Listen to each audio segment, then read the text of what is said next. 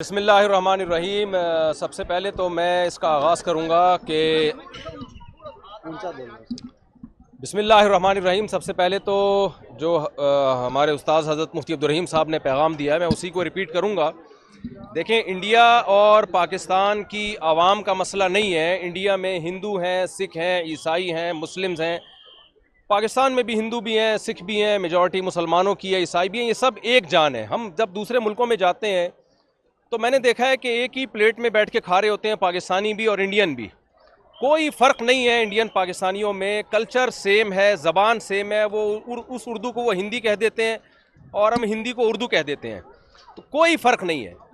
ना इंडिया से हमारी दुश्मनी है, ना इंडिया की पाकिस्तान से दुश्मनी है। ये एक गवर्नमेंट है मोदी, जिसने दिमाग ख़राब किया हुआ है, जिसका अपनी खोपड़ी आउट हुई हुई है और सारी दुनिया को वो बदअमनी में डाल रहा है। तो इंडियन को भी चाहिए, पाकिस्तानियों को भी चाहिए, एक इंसान को काबू में लाएं। आप एक की खोपड़ी को सेट कर देंगे, पूरी दुनिया में अमन हो जाएगा। उसकी खोपड़ी खराब हो गई है। पहलगाम में उसने खुद वो किया है जो कुछ किया है। पहलगाम में जो कुछ हुआ है, बेगुनाह लोग मारे गए, हम उसकी भरपूर मजम्मत करते हैं। इस्लाम तो मैदान जंग में बूढ़ों और बच्चों को कत्ल करने की इजाज़त नहीं देता, वो सयाहों को कत्ल करने की कहाँ से इजाज़त देगा। तो पाकिस्तान का इस पहलगाम वाले वाक़े से कोई ताल्लुक़ नहीं है और उस वाक़े की हम भरपूर मजम्मत करते हैं।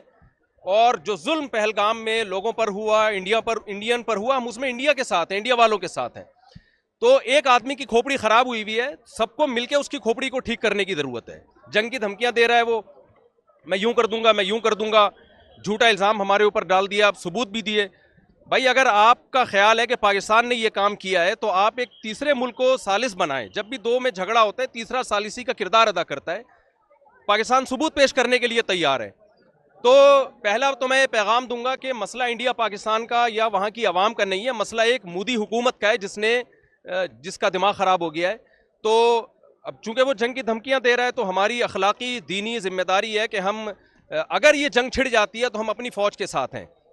मैं कराची से सफ़र करके आया हूँ और सिर्फ बड़ा मकसद हमारा यही था कि जो है हम जाएँ वाघा बॉर्डर पे और वहाँ जाके हम दुनिया को ये पैगाम दें कि हम सब अल्हम्दुलिल्लाह इस मौके पे तमाम सियासी इख्तलाफात भुला के, अगर जंग छिड़ जाती है तो हम फ़ौज के साथ हैं। और हमारे नबी सल्लल्लाहु अलैहि वसल्लम की ये तालीमात हैं, सही हदीस है, ला ततमन्नौ लिक़ा अल अदु फ़इज़ा लक़ीतुम फ़स्बिरु वअलमू अन्नल जन्नत तहत ज़िलालिस सुयूफ़।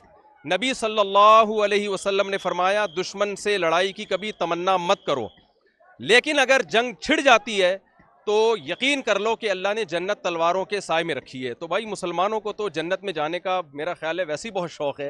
तो ये तो शॉर्टकट रास्ता होगा हमारे लिए। अल जिहादु मुख्तसरु तरीक़िल जन्ना, नबी सल्लल्लाहु अलैहि वसल्लम ने फरमाया, जिहाद जन्नत में जाने का मुख्तसर तरीन शॉर्टकट रास्ता है।